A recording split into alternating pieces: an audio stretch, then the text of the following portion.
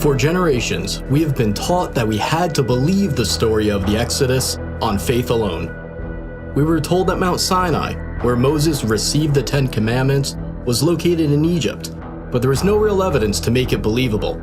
No pictures of left-behind artifacts, practically nothing to validate one of the most important stories of the Bible.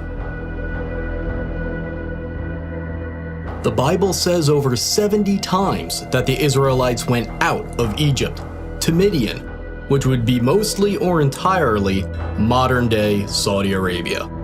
Is it true that there is very little evidence that the Exodus story happened, or have we actually just been looking in the wrong spot? While the theory of Moses and the Israelites being in Saudi Arabia is a relatively new theory to those of us in the outside world, it isn't new to the locals living there. We were frequently approached by Saudis eager to talk to Americans for the first time face to face. And one of the first things they would say with excitement was, "Did you know Moses was here? Let me show you where he and his people were."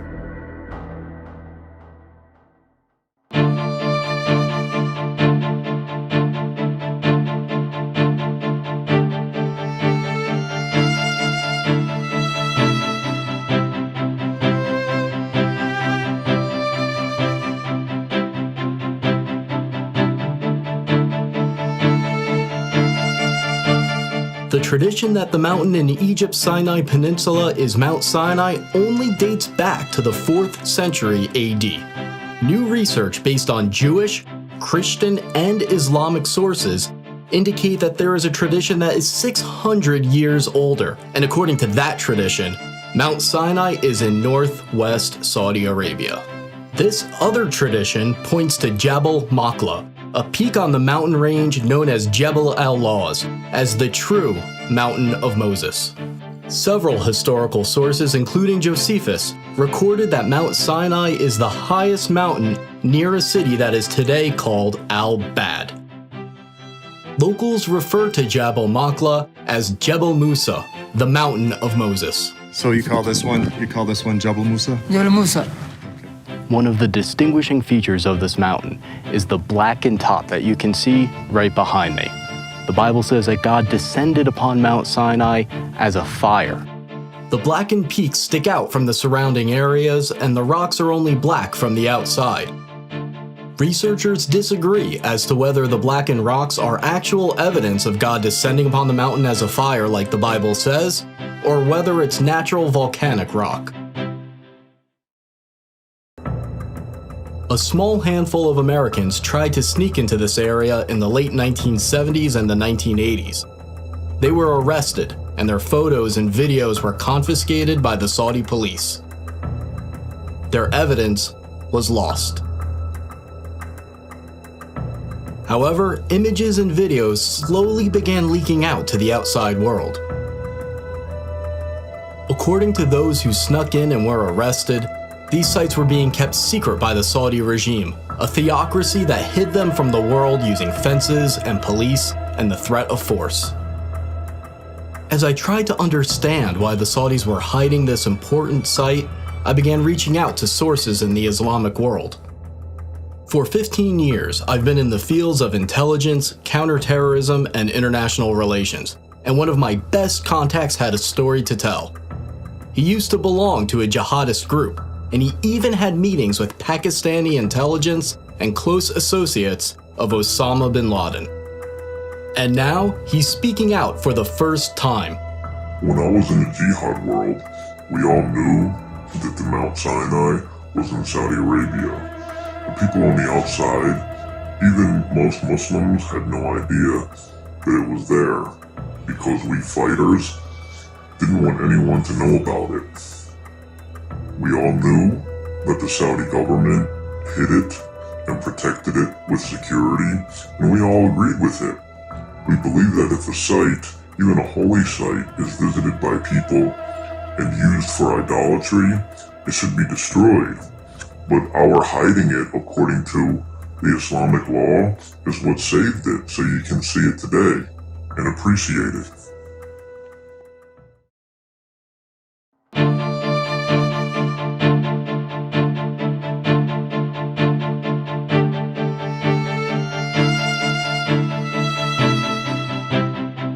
Moses flees Egypt after killing an Egyptian who he saw abusing one of the Hebrew slaves. He then escapes to Midian as a fugitive.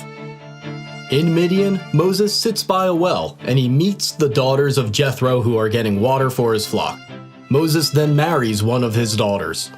We are in the ancient land of Midian right now, near the town that locals describe as originally being the land of Jethro. When we visited this area, multiple Saudis approached us to tell us this is where Jethro and Moses resided. They excitedly pointed to an ancient well that is fenced off and marked as an archaeological site. The Saudis have long believed that this is the well where Moses met the daughters of Jethro, and Muslims from around the world come to see it.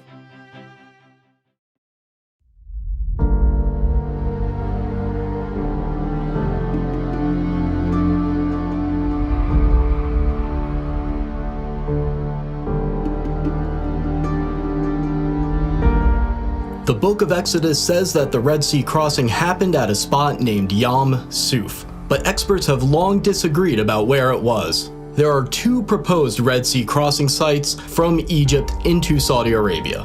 The first candidate is at the Straits of Tiran, at the bottom of Egypt's Sinai Peninsula. The second candidate is at Egypt's Nuweiba Beach. Dr. Glenn Fritz, who has a PhD in environmental geography, conducted a massive study of the land and all the historical references about where the crossing happened. He found only one exact match: Egypt's Nuweiba Beach. Nuweiba Beach is almost 5 miles long and 3 miles wide, providing enough room for the Israelite population to fit. Here, they'd be trapped with the mountains on both sides, the Red Sea in front of them, and Pharaoh's army right behind them. Amazingly, there is a path under the water from Egypt into Saudi Arabia. The path is not too steep. The Israelites could have easily walked across if the waters were parted. Underwater research by Dr. Leonard Moeller showed strange shapes in the coral, leading some to believe that the remains of Pharaoh's army are there. According to this theory, the coral wrapped around the debris from Pharaoh's army and retained the shape of the objects after they dissolved. When they brought a metal detector down to the coral anomalies, the readings were consistent with circular patterns of metal resembling the parts of chariots. We had planned to dive near the possible Red Sea crossing point because it's a public diving site with stores where you can go and rent diving equipment. But we weren't allowed to. The Saudi police showed up, and they stayed with us until we left.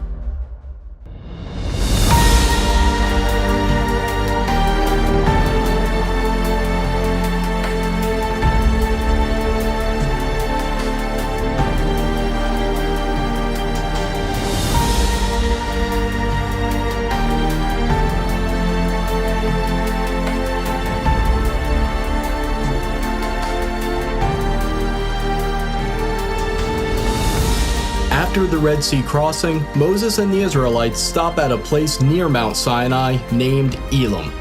Desperate for water, they find a unique location with 12 wells and 70 palms. Along the path to the possible real Mount Sinai, there is a match for Elim with many palm trees and, to this day, 12 wells. Saudi locals pointed us to this location and specifically referred to it as Elim.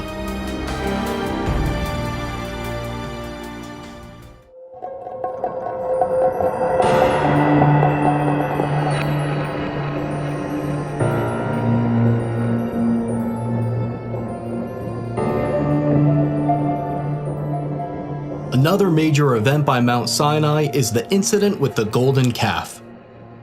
While Moses is up on Mount Sinai, some of his followers begin worshiping a golden calf. They place it up on a stand and begin worshiping around it, and they set up an altar in front of it. When Moses comes down from Mount Sinai, he destroys the golden calf and sprinkles its remains into the river that comes down from the mountain. Here, in front of the mountain, we have the remains of what may have been that golden calf worship site. Now behind me, in this fenced-in archaeological site that the Saudis are protecting, you see both a stand with many petroglyphs of cows and people worshiping cows, as well as a structure that is slightly lifted that may be the altar in front of the golden calf stand. There's a sign in Arabic and English warning intruders against going into the area. The local tradition that this is where the golden calf was is so strong that if you approach it, you'll be suspected of searching for gold. According to the Bible, the worshippers of the golden calf say, "These are your gods, O Israel." This verse indicates that there are multiple depictions of bulls as the Israelites are worshiping the golden calf. On the top of the stand where the golden calf would have been placed, there is a circular indent where the rock has been worn down. It's speculated that this is where Moses grounded the golden calf into powder. After Moses destroys the golden calf, 3,000 of the golden calf worshippers are killed, so there must be a spot where thousands of people were buried. About 4 miles from this site, there's a massive ancient graveyard. It appears to be a mass burial site where the graves were dug all at once. It's located just outside the plain where the Israelites would have camped, so it's exactly where it should be if this is where that story took place. Here too, the Saudis have a sign identifying it as an archaeological site, and it's patrolled by police.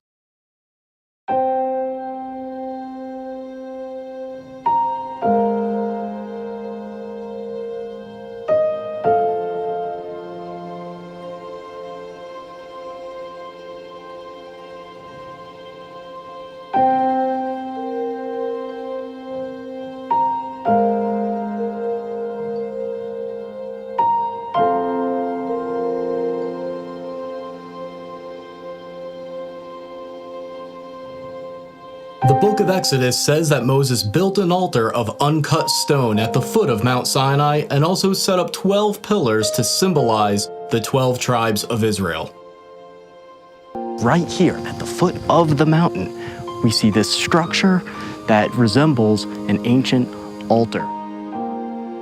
And what we are standing in right now is probably the animal chutes that would lead them to sacrifice at the foot of the mountain. The animal chutes lead to this area of the structure, which may have been the slaughter platform for animal sacrifices. The Saudis, of course, say that this has nothing to do with Moses, but they admit that they found animal waste and bones underneath this area when they dug. People who have been to this site decades ago say that this site used to be much cleaner, and you could more clearly see the remains of about 12 pillars, as well as a stone platform that they would stand on. Near the altar and the 12 pillars, Moses reads to the Israelites the Book of the Covenant, and they agree to it. This means that Moses probably had a spot right above the altar that served as a stage in order to address the people. Right above this area with the altar and the pillars, there is an area that could have been a perfect spot for Moses to be seen and heard when the covenant is made. A Saudi local actually pointed to this part of the mountain and showed us how Moses' voice would have echoed like he was speaking in a natural amphitheater. The Bible says that a brook flowed down from Mount Sinai, providing water for the Israelites. The brook must have come down near the altar at the foot of the mountain for the sacrifices to take place, and the brook must have come near the golden calf because Moses threw its remains into the river. It's very easy to see where there was once a stream coming down from this mountain, where there's evidence of burnt sacrifices. It then ends up near the possible golden calf worship site. There's even evidence of wells around the area where a pool of water would have formed, proving that a large population once lived there. According to the Bible, the prophet Elijah travels to Mount Sinai, and once he gets there, he goes into a cave, and that's where he talks to God. The real Mount Sinai must therefore have a cave that is accessible, safe, and suitable for sleeping. This cave above the altar is about 15 feet high, 20 feet long, and 20 feet deep. If this is the real Mount Sinai, then this is almost certainly the Cave of Elijah.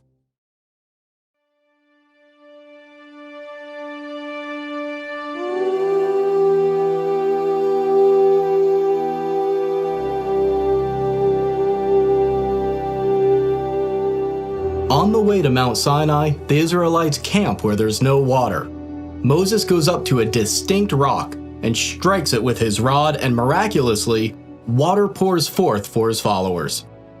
The historian Josephus said that the split rock could still be seen in his time, and it was so big that it could not have been moved.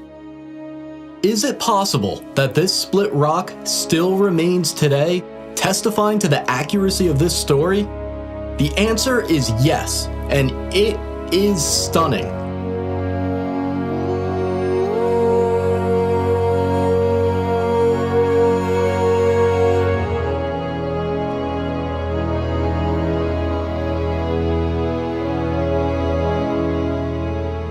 This split rock was first discovered by Jim and Penny Caldwell, an American couple that was working in Saudi Arabia in the early 1990s. The local Bedouins have long had two names for this area, the Water of Moses and the Split Rock of Moses. This split rock is on top of a 100-foot hill and is somewhere between 40 and 60 feet high. And what's really amazing about this specific location in the valley along the possible route to Mount Sinai is that the rocks underneath the split rock are smooth, as if tons and tons of water poured forth, forming a miniature lake at the bottom for the Israelites to drink from. If you have a relationship with a local, they'll tell you that this area is related to Moses, but the Bedouins that live here will try to keep you out. We saw this firsthand as we were chased out of the area. Okay, so we are flooring it. We're gonna see if this guy follows us. We heard 2 gunshots. This guy's like, doesn't really want to party.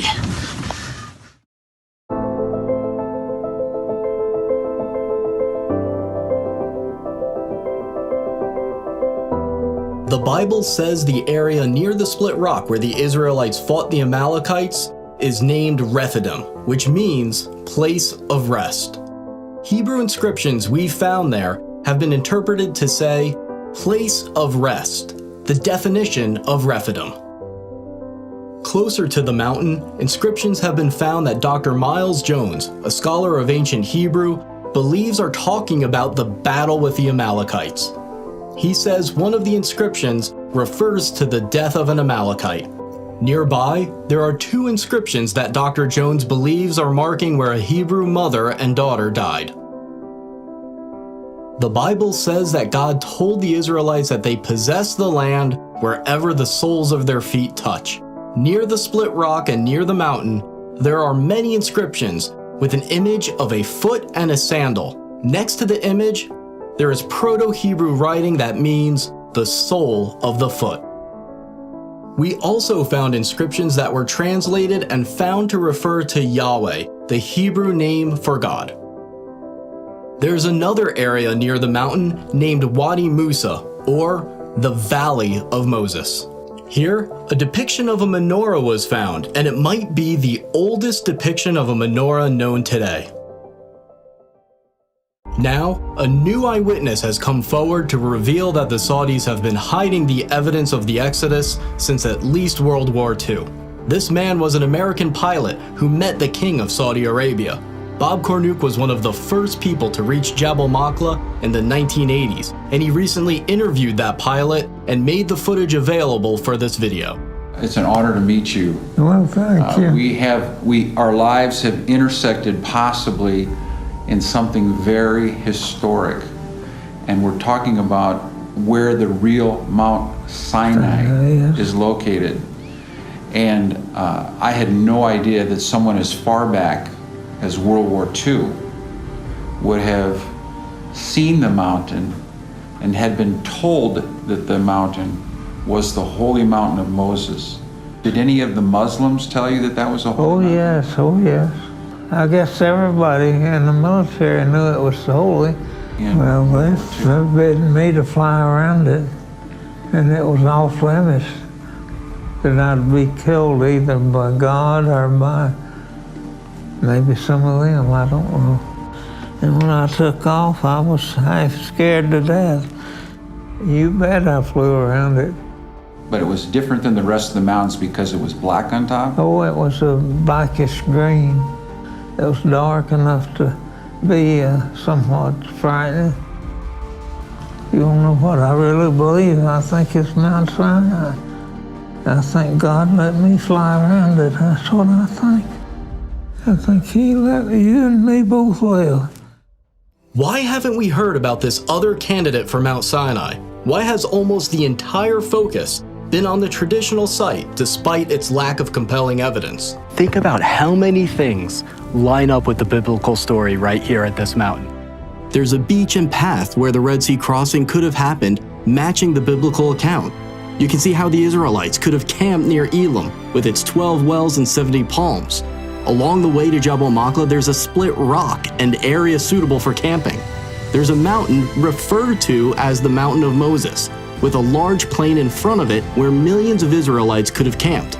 You can see an altar of uncut stone at the foot of the mountain, where there's evidence of burnt sacrifices, right where it should be. There's evidence of bull worship, and you can see exactly how Moses would have seen the golden calf worship going on as he came down from the mountain. There's a brook that comes down from the mountain just like the Exodus story says. You can see right where the cave of Elijah might have been. All of these little details have to fit, and they fit. After I came back from the trip, people asked how I felt standing there where so few people have been able to, and the predictable feelings were easy to describe. The adrenaline, amazement, awe, but there was an emotion that was more difficult to describe. I didn't deserve to be there. I'm not someone who's given away his wealth to the poor, I'm not a scientist or a pastor, and there are still days where I feel like I have no faith at all. But then as I looked at the mountains, I remembered something. The Bible has a clear pattern where God doesn't use the best or the most expected. Even Moses was so insecure that he didn't want the job. Rather than using the most qualified, the pattern is that God uses the unexpected, the insecure, the flawed, the depressed, the doubter, the underdog. Every single person can make a difference, especially those that think they can't. As you watch this, the Saudis are constructing a super city that is planned to be 33 times the size of New York. If all of us don't take action, Saudi construction in the area may destroy key evidence and prevent excavation for the foreseeable future. To try to stop these sites from being threatened, we have set up a website and a nonprofit organization to support further research and to convince the Saudis to preserve the sites so they can be saved and investigated. We're entering a period that we have never been in before, one where this footage and other evidence of the Exodus and the Bible overall are only a click away for anyone on Earth with an internet connection. And as these sites are revealed, it will change the Middle East forever and impact the billions of people who follow Judaism, Christianity, Islam, and those with no faith at all. The world is about to change.